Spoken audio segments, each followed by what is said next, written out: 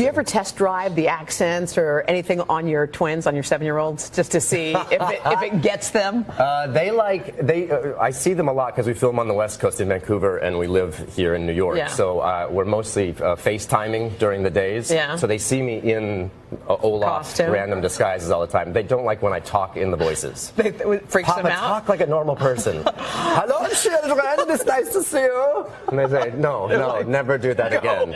What's up, kiddies? It's me. They say, no, not ever that again. Let's make things interesting. A nickel a target.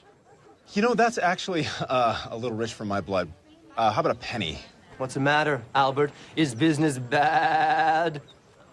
Oh. No, a penny. It is. Good Lord, Albert, you're such a cheapskate. Oh.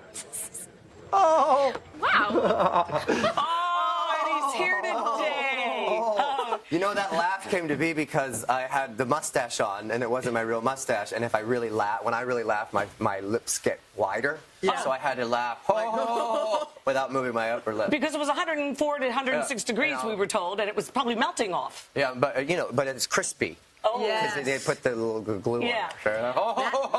That mustache is quite the status symbol, isn't it? Yes, well, it is. Wouldn't you say? I'm telling you, I saw this movie, and Hoda hasn't had the thrill of viewing it yet, but oh my gosh, you steal this movie, and for reasons I'm sure you would never put on your resume, and we certainly can't show it on, but you do something I've really never seen in cinema before.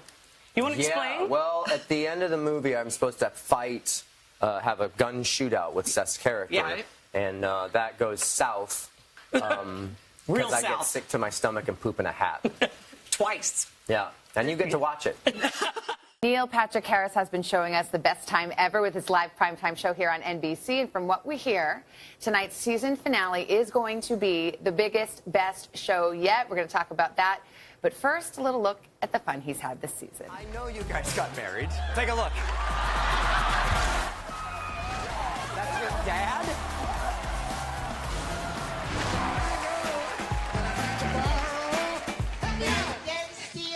And lie and cheat. Sorry, you're right.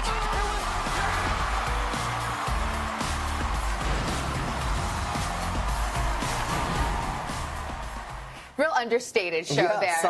Subtle comedy. Good morning to you. Good morning to you as well. Thanks. Are you ready for this big finale? It all ends tonight for us. The circus packs up and we move to another town. Freak show is out of here. Yeah, we can go to physical therapy.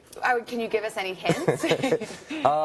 It's a giant show this week. We have an audience hit, we call it, where we're surprising someone in the audience. That's more of an award show kind of structure. We have a big, gigantic Get Lucky. We're giving away more stuff than we ever have, theoretically, if they answer questions right. And our end of the show, which is the big final thing where I do crazy stuff, is ginormous. I don't know that I can even do it yet. I have had multiple meltdowns in the last 36 hours. I won't lie. You know, I've gotten to know you over these months. You do seem a little stressed out, a little nervous about the final act. Well, it's live, right? And we're doing an original song as the finale that sort of wraps up the entire season. So it encompasses everything that we've ever done, and it's one long shot that doesn't edit. Oh. So if things go wrong, it'll be a disaster and hilarious. Exactly. Neil Patrick Harris was just 15 years old when he burst onto the Hollywood scene as boy genius Doogie Howser, MD. So darn cute.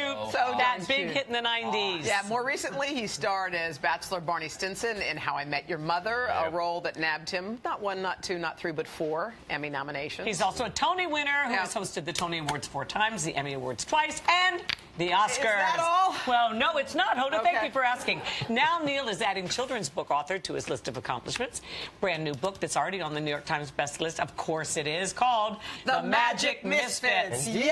Congratulations. Thank you. You know, we have kids. David and I have 2 kids, Gideon and Harper. They're twins. They're 7, and so we've read to them ever since they were a week old. Before they knew it. Yeah, I just think reading is such an important part of a kid's mind expanding. Right. Right. What did they love when they were really little? What books did they? We read Goodnight Moon Yeah. and read it to them to get them to go to sleep in cribs every night.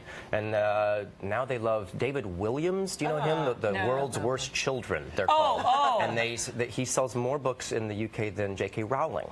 Super, it's almost Roald Dahl style, dark, funny, witty books. So they love those books. But we've been reading to them, and I thought it would be fun to write a book that would be something that they would like to read when they're a little bit older. I also love magic. That's been my hobby. And I promote live theater and circuses and magic. I like when people go and see something impressive live.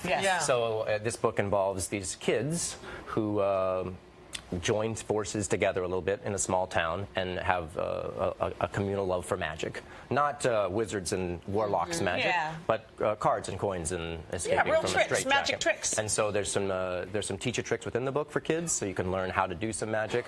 There's some secret codes in the book. Oh, I love that. And so I like playing with structure. This is the first book of 4. It's a series of 4, the Magic Misfits, like the 4 suits of a deck. See what I did there? Hey, who's smarter than you? So this Nobody.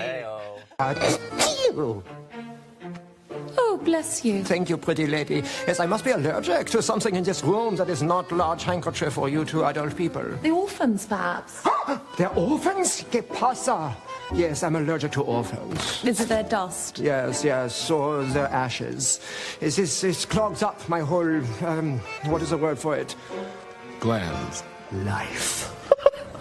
Okay, this has got to be a dream job. You get to dress up, you get to do accents. This has got to be like your perfect role. It's been a super exciting journey for sure. I mean, Barry Sonnenfeld created this world, and he has such a wonderful vision, and Netflix gave us a nice budget to do it. We're being as faithful to Daniel Handler's novels as we can, and so it's this unbelievable sandbox. In every book, I get to don a ridiculous disguise. Come on. That's Gunther. Gunther. A Lagerfeldian Gunther. Are you ad-libbing in there somewhere? It feels like so... Not often. We'll do... Every now and then? I don't like to veer too far from what the writers who have been hired to do have written, but we'll try some alternate takes if we need to. Do you ever test drive the accents or anything on your twins, on your 7-year-olds, just to see if it gets them? I see them a lot because we film on the West Coast in Vancouver and we live here in New York. Yeah. So we're mostly FaceTiming during the days. Yeah. So they see me in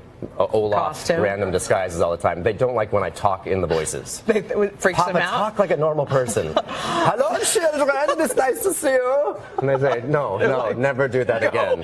What's up, kiddies? It's me. They say, no, not ever that again.